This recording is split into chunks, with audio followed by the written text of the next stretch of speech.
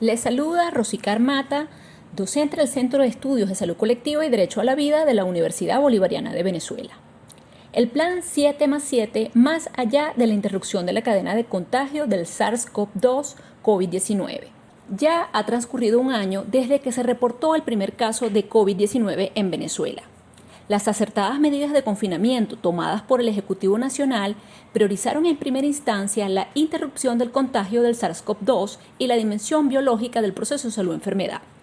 A partir del decreto 4160 de fecha 13 de marzo de 2020, se entró en estado de alarma en todo el territorio nacional.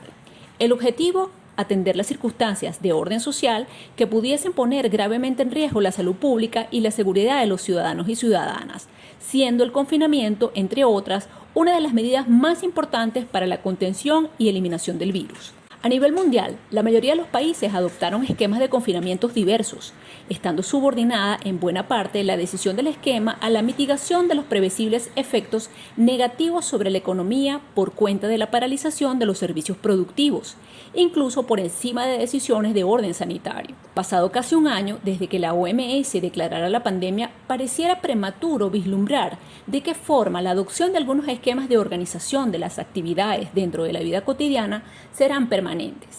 Mucho se ha elucubrado sobre la irreversibilidad de los modelos híbridos a nivel educativo y laboral y sobre las futuras transformaciones en el espacio urbano por la migración al espacio virtual. Lo cierto es que, bajo el pretexto del crecimiento económico por vía de simplificación e hipertecnologización de la vida, a nivel mundial estas tendencias avanzan a la par de la desfragmentación de la interacción humana. Con cierta frecuencia se menciona que a nivel mundial la pandemia develó de forma cruenta el proceso acelerado de acumulación por desposesión y despojo que viene gestándose desde los centros de poder transnacional. Autoras como Ana Esther Ceseña destacan los fenómenos como la hiperconcentración del capital, la oligopolización y la reorganización del ranking de las empresas, encabezadas hoy por las de alta tecnología, las de comunicación y las de extractivismo vinculadas a las mismas. Al margen de este panorama, Venezuela, por su parte, enfrenta otros retos sobrevenidos por la situación de bloqueo y asedio, sin que por ello esté exenta de sufrir los embates de este proceso de reorganización global, dada su condición de país periférico. No obstante, el abordaje de las estrategias de la política pública en tiempos de pandemia colocan al centro la vida y lo económico subsumido y constitutivo de ella, lo cual obedece a una racionalidad distinta de la economicista, sin que por ello se niegue el nivel de determinación que lo económico ejerce para garantizar los derechos a la vida, a la salud, la alimentación y la seguridad ciudadana, a la par de reafirmar todos aquellos otros derechos reivindicados para las venezolanas y los venezolanos en la Revolución Bolivariana.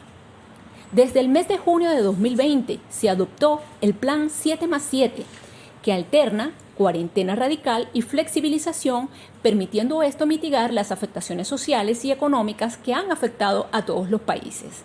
Este plan procura convertirse en condición de posibilidad para el abordaje de la diversidad de las dimensiones que aborda la política social en toda su complejidad. Resulta necesario poder avanzar en dirección a la preservación de las mismas, ideando las formas que más se acerquen a todo aquello que incremente la vida en plenitud, teniendo presente las medidas de bioseguridad como elemento de corresponsabilidad en el Estado, tal como previsto en el artículo 83 de la Constitución de la República Bolivariana de Venezuela.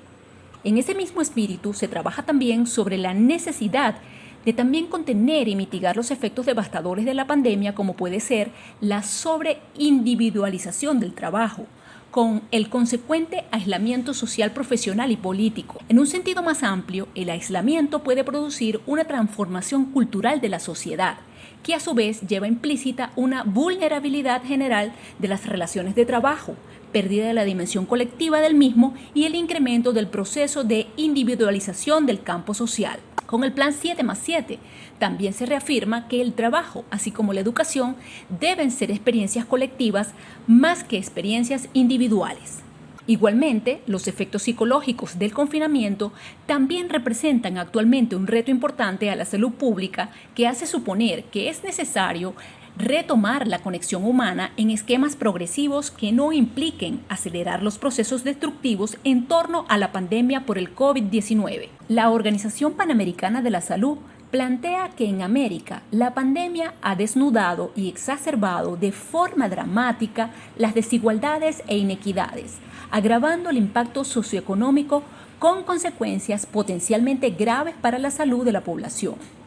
La Organización Mundial de la Salud refiere que el duelo, el aislamiento, la pérdida de ingresos y el miedo están generando o agravando trastornos de salud mental.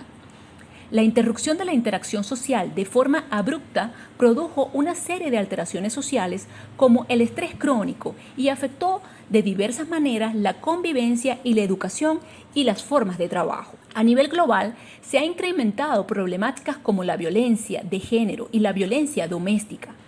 Un año es un tiempo relativamente corto cuando de fenómenos sociales se trata. No obstante, a medida que ha pasado el tiempo, hemos visto la adaptación y los ajustes progresivos que se han realizado a buena parte de los protocolos de la Organización Mundial de la Salud para el abordaje de variedad de elementos que atraviesa la pandemia.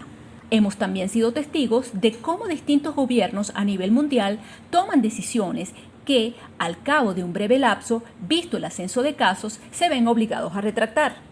En el caso del Plan 7+7, el comportamiento de la curva epidemiológica ha permitido la relativa estabilidad de estas medidas, gracias a la cual se ha podido atender las complejas circunstancias económicas agravadas por el bloqueo y las medidas coercitivas unilaterales, con lo que se persigue retomar los elementos de la vida cotidiana y mitigar las afectaciones que ha dejado la pandemia en la humanidad, cuyo alcance se verá también progresivamente.